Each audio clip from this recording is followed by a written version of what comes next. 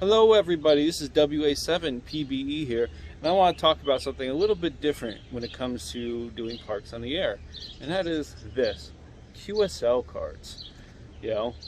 Many of us have them. If you don't know about QSL cards, a little brief history for the uninformed or new or whatever. QSL cards have been around since the beginning days of amateur radio, just radio in general. You can confirm contacts with all sorts of stations with reception reports. Nowadays it's mostly popular among amateur radio, is the biggest one, but also shortwave listening. A lot of people still exchange QSL cards for that, and even to a lesser extent nowadays with CB radio. I have to excuse the background noise. It's a beautiful day, so the birds are out and they're chirping and they're all happy. I guess that makes me happy. So doing parks on the air, you have to be aware that you're likely to start receiving QSL cards because you're going to be talking to 10, 20, 30, maybe more people than that even on an activation.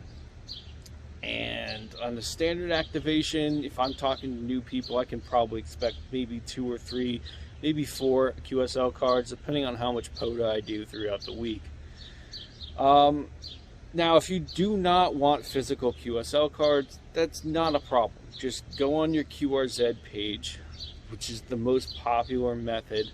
You could also do Logbook of the World, I suppose. But go on your QRZ page and say, hey, I don't want physical QSL cards. Or say, I welcome them. It's always good to put a little status in there, whether or not you do or do not want to receive them. Now, a big reason why you want to tell people if you do or do not want to receive them is because if they send you a QSL card, it's kind of customary to send them one back.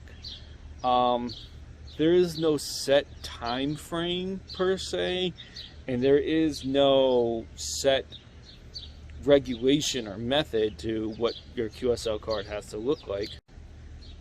Although I will say this is the standard format right here. But just starting out, I went ahead and made my QSL cards out of this perforated printer paper, which perforated down the 4 sections, and it could even be sent as a postcard that way. Now, speaking of sending and postage, another thing you have to be aware of is, yes, if you do get your QSL cards like this, you can send them as a postcard, and I think up to the perforated standard letter size where it's in the 4 sections, I think that's okay. Don't quote me there. Look at the USPS regulations or wherever you live. You can send it as a postcard. Just be aware, postcards do tend to sometimes get lost or damaged. If you really want a safer method of sending it, send it in an envelope. It's a little more expensive that way, but you can almost be sure it will get there.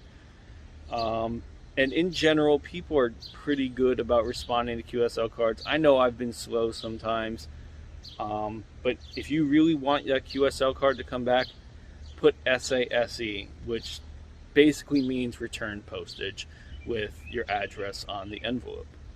Now, like I mentioned before, you don't have to go out and buy QSL cards. You can make them yourself. Like I said, there is a kind of standard format, but people will accept really any format. If you're sending it through the bureau, though, they might be a little more picky. So just be aware of that. See if there's anyone doing it local. Otherwise, support like a small business that's out there making QSL cards. A lot of these businesses are run by hams, and it's good to support people that help support the hobby. Now, like I was mentioning before, if you do not want to send or receive QSL cards, there are alternatives to physical paper, such as eQSL, Logbook of the World, etc. But as a POTA activator, especially in the United States, expect maybe getting a couple of QSL cards.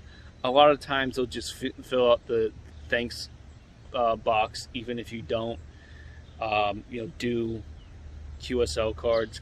They'll see that in your profile. They'll still send you one anyways, just as a thank you gesture. And personally, I don't know many people that don't like getting QSL cards. It's a fun part of the hobby. It's relatively inexpensive to do. You can get like 1,000 cards for like 1,000 really good cards, I should say, for like $100. And those cards you can send with postcard stamps, which in 2022 are like 40 cents each. So your cost per card is what, 54 cents per card? It's nothing. You probably have a radio that's 1,000 times as much in your basement. So all right, well, anyways, I hope you guys found this video useful and helpful. And again, sorry for all the birds and the dogs, but it's a nice day out and I couldn't help from filming outside and catching some rays. I will see you all on the air. 7-3.